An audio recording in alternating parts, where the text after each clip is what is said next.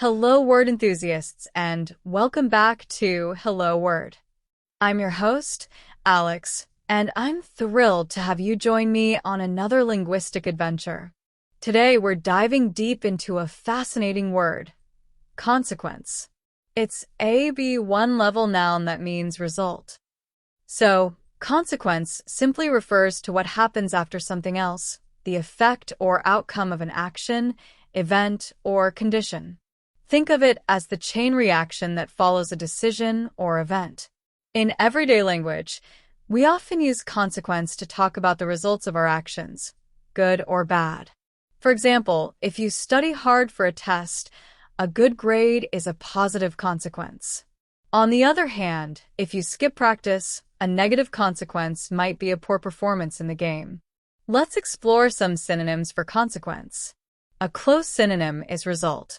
You could say, the result of the experiment was unexpected. Another synonym is outcome.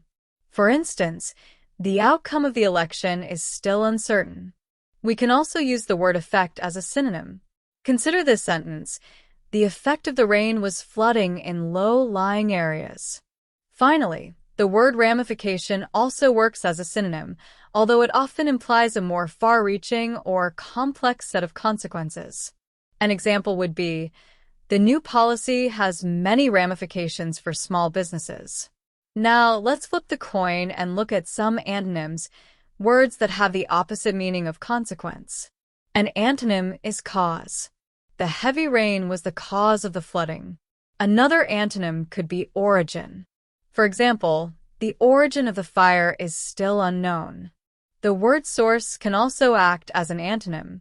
We might say, the river is the source of the town's water supply. The word antecedent also provides a contrasting meaning, especially when referring to events that precede and lead to a particular consequence. An example would be, a lack of preparation was the antecedent to their failure. How can you use the word consequence in your daily life? Well, you can use it to discuss the impact of your choices. For example, I didn't save money, and the consequence is that I can't go on vacation. Or, eating too much sugar can have negative health consequences. You can also use it to talk about the results of other people's actions, like the consequence of their negligence was a serious accident. Here are some more examples of consequence in sentences and phrases. He faced the consequences of his actions. There are serious consequences for breaking the law.